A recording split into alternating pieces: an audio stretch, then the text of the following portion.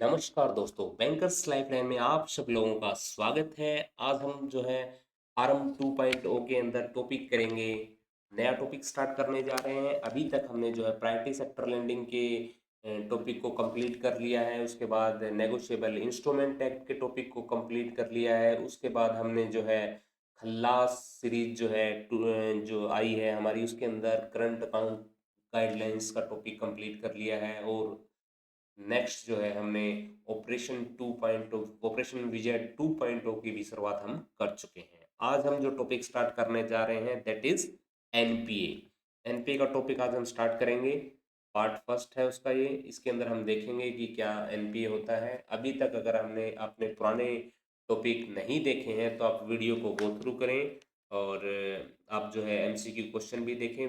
विजय operation विजय जो है 2.0 उसके अंदर हम जो है रिकॉर्ड क्वेश्चन लाते हैं, या फिर इस साल जो क्वेश्चन जिन जिन बैंक्स के एग्जाम हो गए हैं उनके क्वेश्चन जो है मैं आपको उसमें करवाता हूँ। आइए ज़्यादा टाइम ना लगाते हुए सीधा टॉपिक पे आते हैं। Non performing asset. अब हम बात करते हैं कि नॉन परफॉर्मिंग एसेट होती क्या है। अगर ये सबस्ट्रैक्ट टू क्लैरिकल या फिर क्लैरिकल टू वन के अंदर हो सकता है इसकी फुल फॉर्म भी पूछ ली जाए, तो एनपीए की full form is non performing asset. Non-performing asset is a loan or advance where interest or installment of principal remain overdue for more than 90 days। यानी ऐसा कोई लोन या एडवांस जहां पे इंटरेस्ट और प्रिंसिपल की पेमेंट 90 दिन से ज्यादा ओवरड्यू हो जाए तो वो अकाउंट बन जाता है नॉन परफॉर्मिंग एसेट। वो हमें इनकम देना बंद कर देता है। Classification of account as NPA is critical for bank. ये बैंक के लिए बहुत क्रिटिकल है बिकॉज इट इफेक्ट, इसका क्या इफेक्ट पड़ता है, प्रॉफिटेबिलिटी पे फर्क पड़ता है। क्योंकि हमें जो है जो एनपीए अकाउंट होते हैं उनकी प्रोविजनिंग करने की जरूरत पड़ती है तो हमारी प्रॉफिटेबिलिटी उससे घट जाती है। कैपिटल एडिक्वेसी भी उसके अकॉर्डिंग फिर आपको मेंटेन करनी पड़ती है। एसेट क्वालिटी की रिपोर्टिंग करनी पड़ती है और रेगुलेटरी कंप्लायंसेस भी हमारे बढ़ जाते हैं। जितना हमारा एनपीए होगा उतने ही रेगुलेटरी कंप्लायंस हमारे बढ़ जाते हैं। अब बात यह है कि हमारा लोन एनपीए किस वजह से बनता है, क्या रीजन है इसके। तो इसके दो मेन रीजन है। First is non compliance of sanction condition, कि सैंक्शन की जो कंडीशन है उनका कंप्लायंस ना हो। एक तो ये रीजन हो सकता है। डिले और non repayment of loan installment और इंटरेस्ट, यानी सैंक्शन की कंडीशन क्या हो सकती है कि आपको टाइमली रिपेमेंट करनी है तो हो सकता है कि उसका डिले हो, या नॉन रिपेमेंट हो इंस्टॉलमेंट और इंटरेस्ट का, या non submission of mandatory document, या फिर उसने मैंडेटरी डॉक्यूमेंट जमा ना करवाए आपके पास, जैसे स्टॉक स्टेटमेंट, फाइनेंशियल स्टेटमेंट और renewal application with in due time. जैसे कि ऑन टाइम रिन्यूअल न कराना, स्टेटमेंट का सबमिट न करना, यानी स्टॉक स्टेटमेंट सबमिट न करना, या लोन को रीपे न करना। एक तो इसका ये रीजन हो सकता है। एक दूसरा ये रीजन हो सकता है लॉस ऑफ सिक्योरिटी, कि जो हमारे पास एसेट क्रिएट हुई थी, जो सिक्योरिटी हमें अवेलेबल थी बिगिनिंग में, उसको या तो डैमेज हुआ या वो सेल कर दी गई। When security offered for a loan is damaged, sold or lost in value, leading to inadequate cover for the loan। तो हमारे जो है लोन को वो कवर नहीं करती, इनएडिक्वेट हो गई, लॉस ऑफ सिक्योरिटी। तो ये दो मेन रीजन जो है होते हैं हमारे अकाउंट को एनपीए बनने के। NPA classification criteria for different type of loan. अब अलग अलग लोन अलग अलग टाइप के जो है एनपीए बनते हैं। इसकी क्या कंडीशन है आइए वो हम देखते हैं। टर्म लोन कब एनपीए बनता है? Term loan an become NPA when interest और principal instalment remain overdue for a period of more than 90 days. यानी अगर इंटरेस्ट और प्रिंसिपल की payment more than 90 day overdue रहती है तो वो अकाउंट एनपीए बन जाता है। यानी कौन सा अकाउंट? Term loan. जैसे कि ड्यू डेट है उसकी 16 मार्च 2025 और interest payment is not receive, sorry and payment is not receive. 16 मार्च 25 को ड्यू डेट है लेकिन पेमेंट रिसीव नहीं हुई, तो 90 day count start from March 16। यानी ये 90 डे जो है एंड ऑफ डे से जो आपको लेने होते हैं।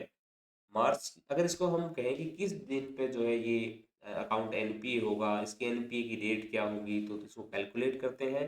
मार्च के जो है कितने दिन रह गए यहाँ पे, 16 मार्च को है, 31 डे होते हैं मार्च में, तो रिमेनिंग 16 डेज मार्च, 90 डे काउंट करने हैं आपको, तो 16 दिन मार्च के रह गए। अप्रैल के अंदर 30 और मई के अंदर 31 और जून जो है 90 में से ये सब घटा देंगे तीनों, तो 13 जो है जून के बचेंगे, यानी 13 जून तक 90 डे हो गए। और इसके day of end of day के अंदर आपका अकाउंट क्या बन जाएगा, एनपीए हो जाएगा, यानी 14 June is date of NPA, 90 day, 91st day, 90 day के डे एंड पे, यानी 90 दिन से ज़्यादा, यानी 91st डे को ये अकाउंट एनपीए बन जाएगा, हो तो जाएगा एंड ऑफ डे पे ही। उसके बाद अभी हमने डिस्कस किया टर्म लोन, यानी उसका प्रिंसिपल और इंटरेस्ट पेमेंट ओवरड्यू हो जाए मोर देन 90 डेज। अब हम बात करते हैं सीसीओडी के, यानी ये रनिंग अकाउंट होते हैं। ये अकाउंट क्या होते हैं, रनिंग अकाउंट होते हैं। And NPA classification depend on out of order, वहां पे ड्यू की अकॉर्डिंग हो रही थी, और यहाँ पे जो है किस पे डिपेंड करेगा, आउट ऑफ ऑर्डर के स्टेटस पे। ये आउट ऑफ ऑर्डर क्या है ये भी पढ़ेंगे हम। एक अकाउंट को क्लासिफाई किया जाएगा एनपीए में अगर it remain out of order for more than 90 days. यहाँ पे ड्यू और किसी की बात नहीं हो रही है, सीसीओडी के अंदर एक अकाउंट अगर आउट ऑफ ऑर्डर है मोर देन 90 डेज, तो वो अकाउंट क्लासिफाई होगा एनपीए के अंदर। दूसरा, अगर इसकी सैंक्शन या renewal remain over due for more then 180 days, अगर इसकी जैसे कि सैंक्शन आपको पता है 1 साल के लिए होता है, अगर इसकी रिन्यूअल जो है more than 180 days remain over due रह जाए, तो भी अकाउंट क्या हो जाएगा, एनपीए हो जाएगा।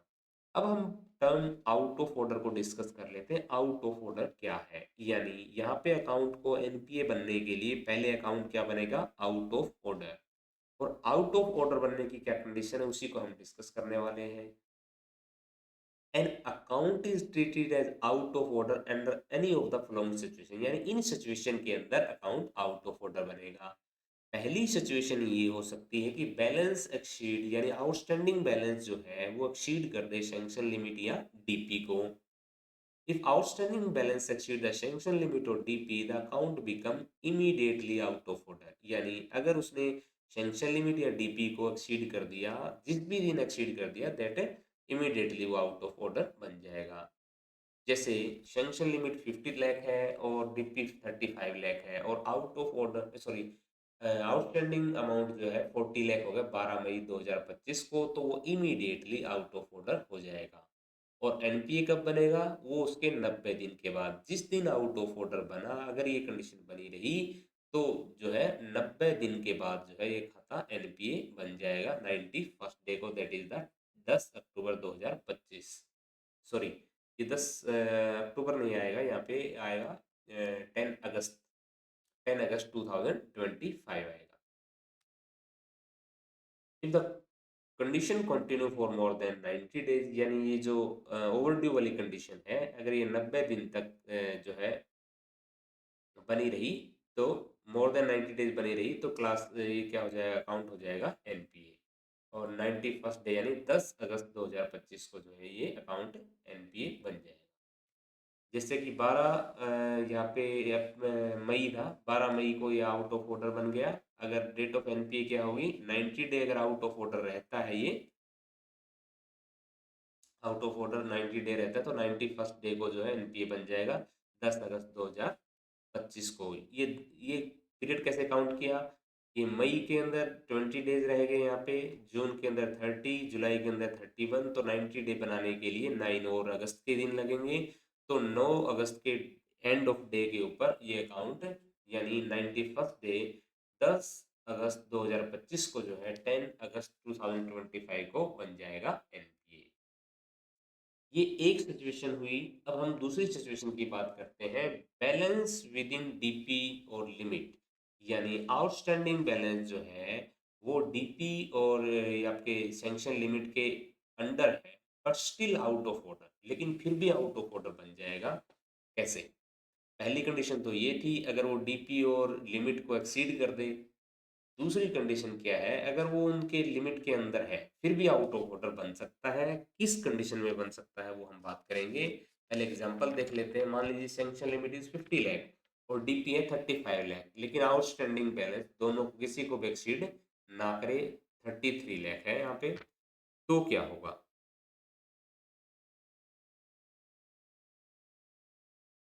कंडीशन क्या है? तो फिर किस तरीके से बन जाएगा? अगर ये सब कुछ ओके चल रहा है तो कैसे बनेगा? तो इसकी कंडीशन ये है, आउट ऑफ ऑर्डर बन सकता है अगर stock statement is older than 3 month. अगर उसकी स्टॉक स्टेटमेंट 3 महीने पुरानी है, तो if borrower fail to submit stock statement within 3 month, तो जो है अकाउंट एनपीए कब ट्रिगर होगा? After 3 month plus 90 days of out of order. ये 3 महीने तक नहीं है तो क्या अकाउंट क्या बनेगा? Out of order. और उसके 90 डेज के बाद अकाउंट क्या बन जाएगा? एनपीए बन जाएगा। एक कंडीशन ये है। दूसरी कंडीशन, जब वहां पे date of as on date of balance sheet there is no credit for 90 days, अगर 90 दिन तक कोई क्रेडिट नहीं आया है, तो भी जो है वो क्या बन जाएगा? Out of order. No credit entry deposit repayment in the account for 90 days, तो 90 days from the last credit जो है वो क्या बन जाएगा? आउट ऑफ ऑर्डर बन जाएगा। और आउट ऑफ ऑर्डर के 90 डेज के बाद अकाउंट एनपीए बन जाएगा। अगली बात, अगर उसमें interest debited is greater then credit, यानी जो क्रेडिट हुआ है वो कम है और डेबिट उसके अंदर ज्यादा हुआ। When interest charge in 90 day exceed the credit receive, जितना उसे क्रेडिट हुआ उससे ज्यादा इंटरेस्ट चार्ज हो गया, और अगर ये कंडीशन 90 दिन कंटिन्यू रह गई, तो वहां पे क्या होगा? अकाउंट आउट ऑफ ऑर्डर बन जाएगा। और एनपीए कब बनेगा? अकाउंट आउट ऑफ ऑर्डर के 90 डेज के बाद वो अकाउंट जो बन जाएगा एनपीए। तो इस तरीके से हम इसको समराइज करते हैं। टर्म लोन के अंदर हमने किया था प्रिंसिपल और इंटरेस्ट अगर ओवर ड्यू हो जाए मोर देन 90 डेज, तो वो अकाउंट एनपीए बन जाएगा। इसी तरह सीसीओडी के अंदर हमने दो तरीके लिए थे। आउट ऑफ ऑर्डर अगर मोर देन 90 डेज रह जाए तो एनपीए बन जाएगा, या फिर उसका रिन्यूअल ओवर ड्यू हो जाए मोर देन 180 डेज, तो वो जो है सीसीओडी के अंदर अकाउंट एनपीए बन जाएगा।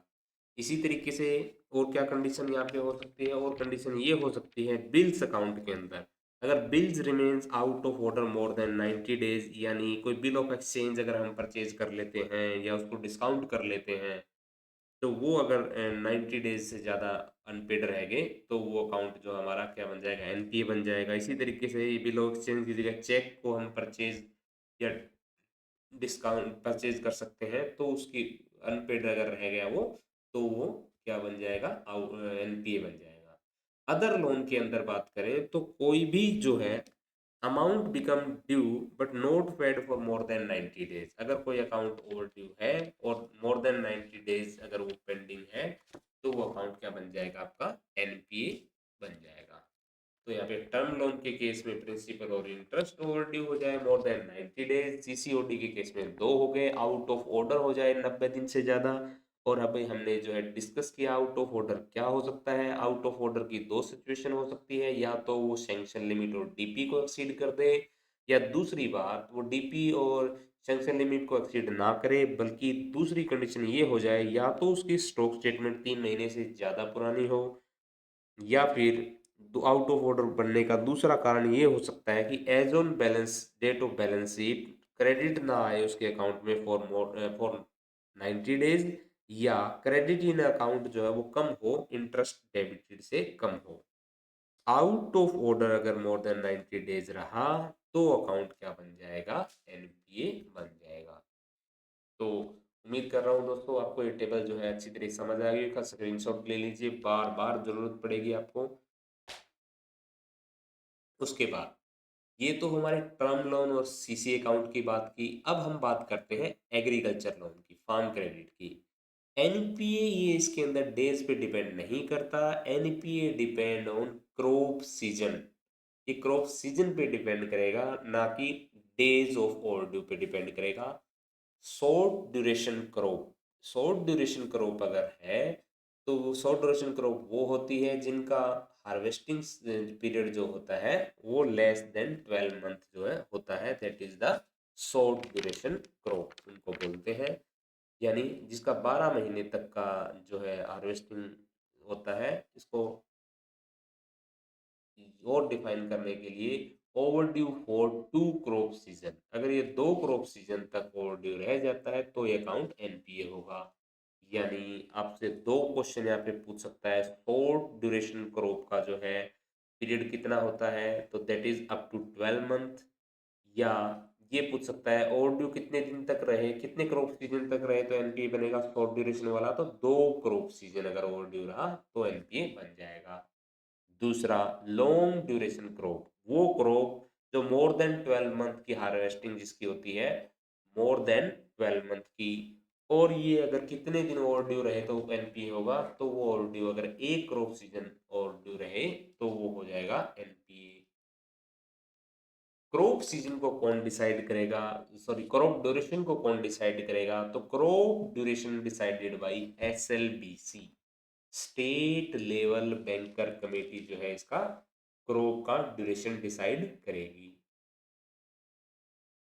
Loan against liquid securities, liquid security के अगेंस्ट जो लोन दिए जाते हैं, अप्लाई टू लोन अगेंस्ट, ये किस किस लोन के अंदर अप्लाई होंगे, बैंक डिपॉजिट, एनएससी, केवीपी, किसान विकास पत्र या लाइफ इंश्योरेंस पॉलिसी, इन जो है लिक्विड सिक्योरिटी के अगेंस्ट लागू होंगे। अकाउंट स्टे स्टैंडर्ड, इस कंडीशन में क्या होगा, अकाउंट जो है स्टैंडर्ड रहेगा if security value is greater then outstanding amount. अगर सिक्योरिटी की वैल्यू अगर ज्यादा है आउटस्टैंडिंग बैलेंस से तो अकाउंट आपका क्या रहेगा, स्टैंडर्ड रहेगा। Bank can continue to debit interest, bank उसमें जो है डेबिट इंटरेस्ट डेबिट जो है कंटिन्यू कर सकता है। एक एग्जांपल ले लेते हैं, मान लीजिए एफडी की वैल्यू है 5 लाख रुपए और demand loan against FD is 2 lakh और आउटस्टैंडिंग बैलेंस कितना है 2.5 लाख। यहाँ पे हालांकि जो है आपकी जो डिमांड लोन जो है उससे ज़्यादा हो गया है बैलेंस, लेकिन स्टिल अकाउंट रिमेन स्टैंडर्ड, क्योंकि इस डिपॉजिट के केस में क्या हो गया, अगर सिक्योरिटी की वैल्यू कितनी है 5 लाख है, तो वो अगर ज़्यादा है आउटस्टैंडिंग बैलेंस से तो अकाउंट अभी भी जो है क्या रहेगा, स्टैंडर्ड रहेगा।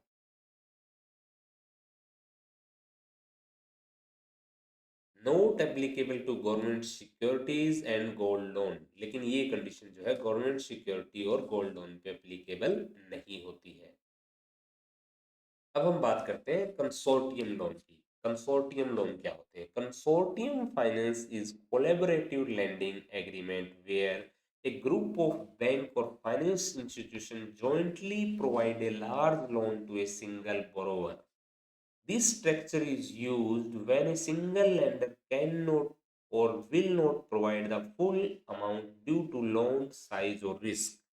यानी वे लोन जो लोन एक से ज्यादा बैंक मिलकर देते हैं, क्योंकि लोन का जो है साइज क्या होता है, बड़ा होता है, तो इस तरीके से जो है उनको बोलते हैं कंसोर्टियम लोन। जब मिल करके जो है अपना रिस्क कम करने के लिए वो कंसोर्टियम में लोन देते हैं।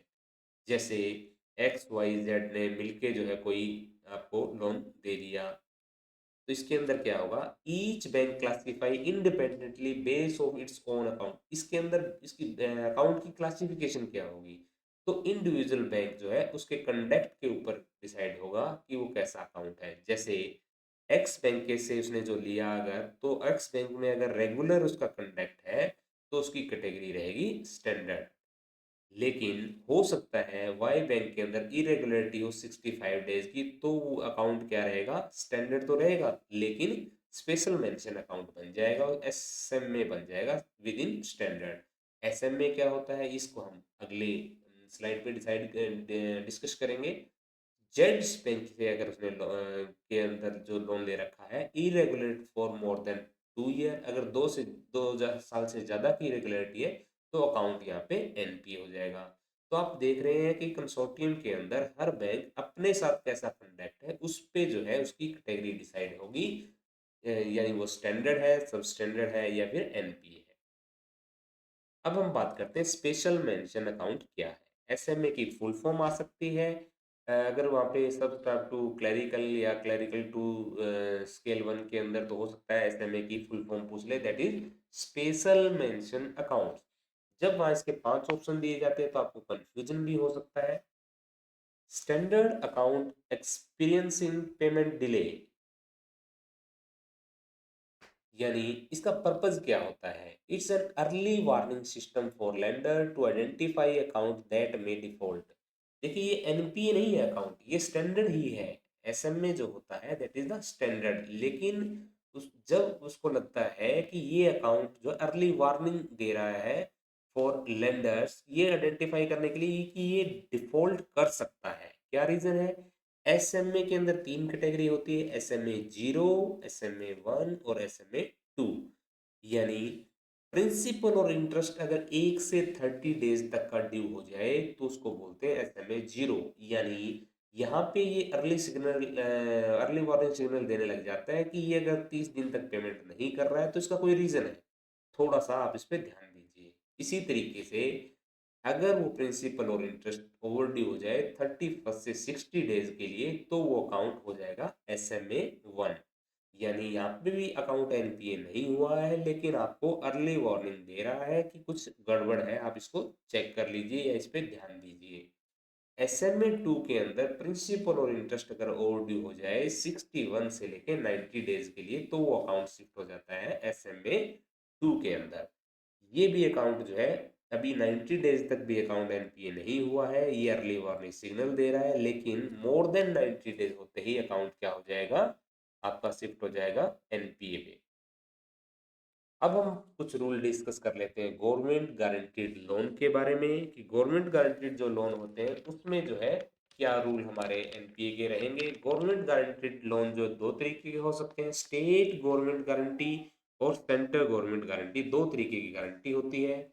स्टेट गवर्नमेंट गारंटीड जो लोन होते हैं उसमें कोई रिलैक्सेशन नहीं होता और हम फॉलो करते हैं नॉर्मल एनपीए रूल, कोई जो इसमें रिलैक्सेशन नहीं होता है। सारे नॉर्मल जो एनपीए के रूल होते हैं वही एप्लीकेबल होते हैं। लेकिन जब सेंट्रल गारंटीड गवर्नमेंट की गारंटी जहाँ पे लग जाती है तो हम क्या करते हैं, do not classify an NPA even if over due. अगर ओवर ड्यू है तो भी हम उसको एनपीए में क्लासीफाई नहीं करते। Do not debit interest unless recovered, जब तक इंटरेस्ट रिकवर ना हो जाए हम इंटरेस्ट को डेबिट नहीं करेंगे। नो प्रोविजन रिक्वायर्ड, और जहां सेंट्रल गवर्नमेंट की गारंटी है वहां पे कोई प्रोविजन आपको नहीं करना है। एक्सेप्शन है, आपको कब करना है, इफ सेंट्रल गवर्नमेंट रिपुडेट्स गारंटी, यानी वो गारंटी को मना कर दे। नॉर्मली एनपीए रूल अप्लाई, तो वहां पे क्या होंगे, आपके नॉर्मल एनपीए रूल अप्लाई होंगे। यानी इंटरेस्ट आपको डेबिट नहीं करना, अगर अकाउंट एनपीए बन गया है तो इंटरेस्ट डेबिट नहीं करेंगे जब तक इंटरेस्ट की रिकवरी ना हो जाए।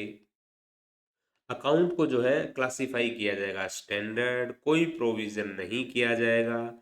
अगर आपकी गवर्नमेंट जो है सेंट्रल गवर्नमेंट रिपुटेट कर दे, यानी मना कर दे इसकी गारंटी से, तो नॉर्मल जो है रूल एनपीए के उस पे अप्लाई होंगे। हमने बताया स्टेट गवर्नमेंट में कोई रिलैक्सेशन नहीं है, सेंट्रल गवर्नमेंट के अंदर जो है हमने सारी कंडीशन इसकी कर ली है। अभी हम इसके क्वेश्चन आंसर पे चलेंगे। तो उम्मीद करता हूँ दोस्तों अगर आपको जो है क्लास समझ आई तो आप इसके आंसर जो है बेहतरीन से दे पाएंगे। The prudent norm or IRAC norm issued by the RBI are primarily related to, ये प्रूडेंशियल नॉर्म्स होते हैं तो ये जो है किसके बारे में होते हैं, बैंकिंग ओबर्समेंट स्कीम के लिए, asset classification and income recognition के लिए, बैंकिंग लाइसेंस नॉर्म्स के लिए, या option D KYC and AML compliance के लिए, या ई कैपिटल एडिक्वेसी रेशियो के लिए। अगर आप लाइव देख रहे हैं तो आप चैट बॉक्स में आंसर दीजिएगा, और अगर आप रिकॉर्डेड क्लास देख रहे हैं तो अपनी अलग से जो नोटबुक है उसमें नोट कर लीजिए आपने क्या आंसर दिया, और लास्ट में आप चेक कर लीजिएगा। और इसका right answer is asset classification and income recognition. जो प्रोडेंशियल नॉर्म्स और आईआरएसी नॉर्म्स जो है वो आपको एसेट क्लासिफिकेशन और इनकम रिकॉग्निशन के लिए रिलेटेड है। Second question, the main objective of RBI, IRAC norm का क्या उसका मेन रीजन है, क्या ऑब्जेक्टिव है? ए ऑप्शन रिड्यूस सीआरआर और एसएलआर रिक्वायरमेंट, या ensure transparency and credit discipline in bank, या सी promote foreign investment in the banking sector, या D regulate inter bank lending rates, या D E improve currency circulation in the rural areas. तो इसका right answer है ensure transparency and credit discipline in bank. ये ही जो है RBI का जो है आईआरएसी नॉर्म्स का मीनिंग है कि ज्यादा से ज्यादा ट्रांसपेरेंसी और क्रेडिट डिसिप्लिन मेंटेन हो बैंकों के अंदर, तो सभी के लिए एक जैसे रूल बनाए गए। थर्ड क्वेश्चन आपकी स्क्रीन पे ये रहा, एन अकाउंट विद प्रिंसिपल और interest over due for 31st to 60 days classify as. अगर 31 से 60 दिन का इंटरेस्ट और प्रिंसिपल ओवर ड्यू है तो कहाँ क्लासिफाई होगा? SMA 0, बी SMA 1, या फिर सी SMA 2, या डी सब स्टैंडर्ड एसेट्स, या ई डाउटफुल 1 एसेट। अभी भी हमने SMA पढ़ा था, स्पेशल मेंशन अकाउंट। तो स्पेशल मेंशन अकाउंट 31 से 60 डेज वाला आंसर क्या होगा? SMA 1, बिल्कुल सही जवाब। फोर्थ क्वेश्चन आपकी स्क्रीन पे ये रहा, A term loan become NPA when. Term loan NPA कब बनता है? जब A principal over due for 30 days, या फिर B principal over due for 60 days, या सी प्रिंसिपल और interest over due for more than 90 days, या D renewal delay for 90 days, या फिर E stock statement not received for 3 months. आपको इसका appropriate answer देना है। टर्म लोन के केस में क्या आंसर होगा? और इसका right answer is C principal और इंटरेस्ट जहां पर ओवरड्यू हो जाए मोर देन 90 डेज, तो टर्म लोन क्या बन जाएगा? एनपीए बन जाएगा। हमने किस किस तरीके से किए थे? टर्म लोन किया था, सीसीओडी किया था। सीसीओडी में 2 कंडीशन थी, और उसके बाद बिल्स के बारे में भी हमने किया था, और अदर पेमेंट के बारे में भी किया था।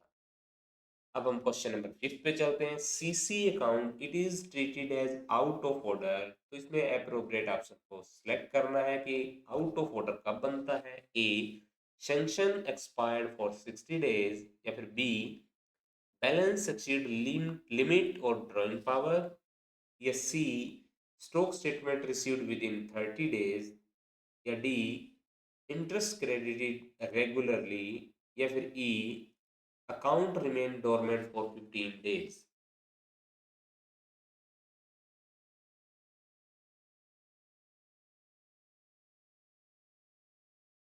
आउट ऑफ ऑर्डर जो है कब बनेगा? और इसका right answer is balance exceed limit और ड्राइंग पावर। अगर ये हमारा इसके अंदर एप्रोप्रिएट ऑप्शन होगा B. If no credit receive in CCOD amount account for 90 days it is considered. अगर उसमें 90 डेज तक कोई आपको से क्रेडिट रिसीव ना हो तो इसको क्या कंसीडर किया जाएगा? ए आउट ऑफ ऑर्डर, या फिर बी ओवरड्राफ्ट अकाउंट क्लोज्ड, या फिर सी रिन्यूड ऑटोमेटिकली, या फिर डी रिटर्न ऑफ, या फिर ई स्टैंडर्ड एसेट। अगर सीसीओडी अकाउंट के अंदर 90 डे तक कोई क्रेडिट ना आए तो उसको क्या माना जाएगा? तो option is a is the right option, out of order. Question 7 आपकी स्क्रीन पे ये रहा है, बिल परचेज और discounted become NPA when it remain overdue for.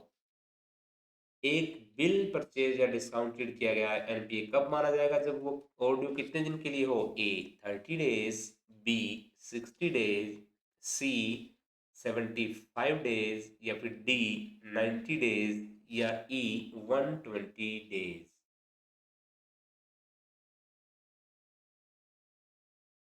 और right answer is D 90 days. Next question आपकी स्क्रीन पे ये रहा, for short duration crop an agriculture loan become NPA if overdue for. Short term crop के case के अंदर NPA कब बनेगा agriculture loan? A if overdue for 30 days, या 90 डेज, या 1 क्रॉप सीजन, या 2 क्रॉप सीजन, या 3 क्रॉप सीजन। यहाँ पे आप इलिमिनेट करने का जो रूल है वो लागू कीजिए। तो आप फर्स्ट और सेकंड ऑप्शन तो डायरेक्ट एलिमिनेट कर पाएंगे, क्योंकि ड्यूरेशन क्रॉप्स की जहां बात आ गई वहां पे डेज के अंदर नहीं होता। और right answer is 2 crop season. Short duration crop के केस में 2 क्रॉप सीजन अगर ओवरड्यू हो जाए तो अकाउंट एनपीए बन जाएगा। Next, for long duration crop and agriculture loan become NPA if overdue for, right answer is A option is 1 crop season, B 2 crop season, या C 3 crop season, या फिर D 90 days और 180 days.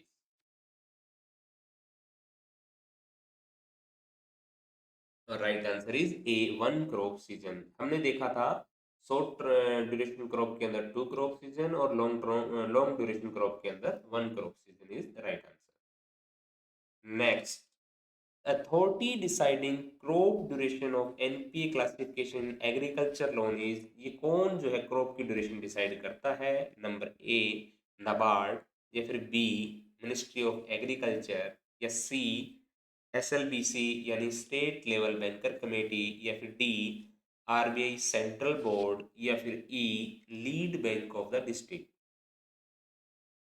और right answer is C SLBC state level banker committee.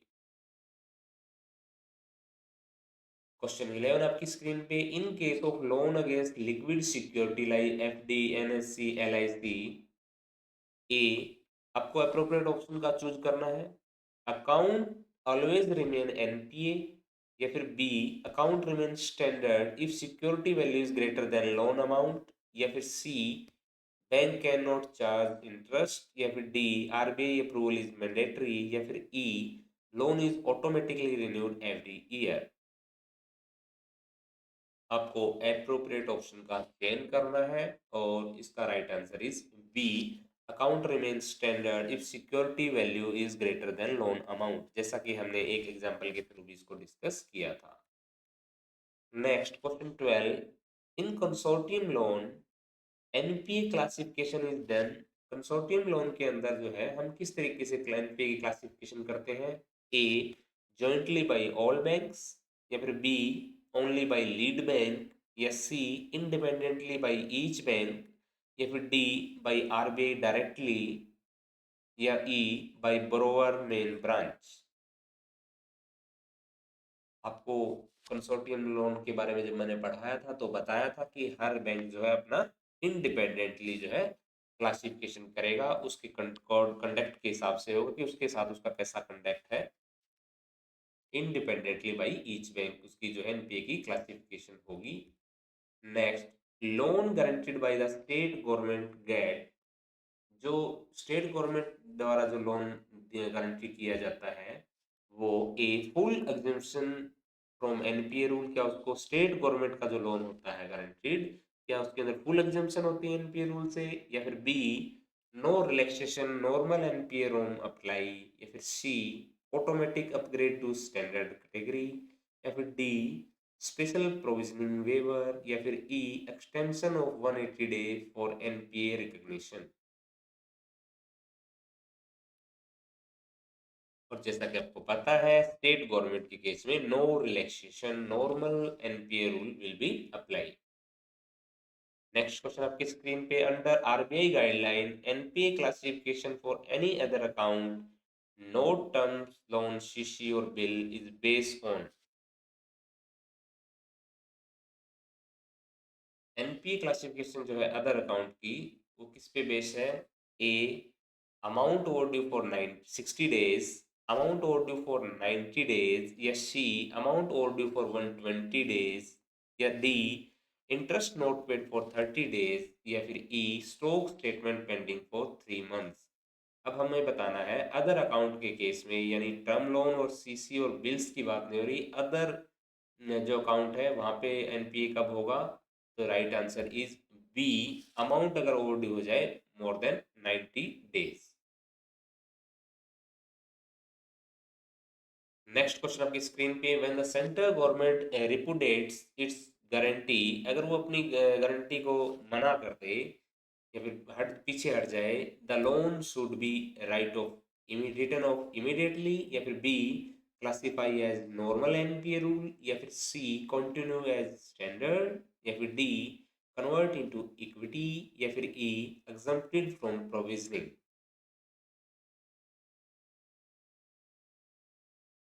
और right answer is classify as normal NPA rule. अगर government guarantee वापस ले लेती है, मना कर देती है, तो वहाँ पे जो क्या होगा, नॉर्मल एनपीए रूल उस पे लागू होंगे। Thank you all. अगर ये सेशन आपको बहुत ज़्यादा बेनिफिशियल लगा तो इसको लाइक, सब्सक्राइब और अपने दोस्तों के साथ शेयर करना ना भूलें। आपका सजेशन और फीडबैक आर ऑलवेज वेलकम। आपका हर एक कमेंट और फीडबैक हमारे लिए मैटर करता है। Together we learn, together we grow. Thank you so much, all the best.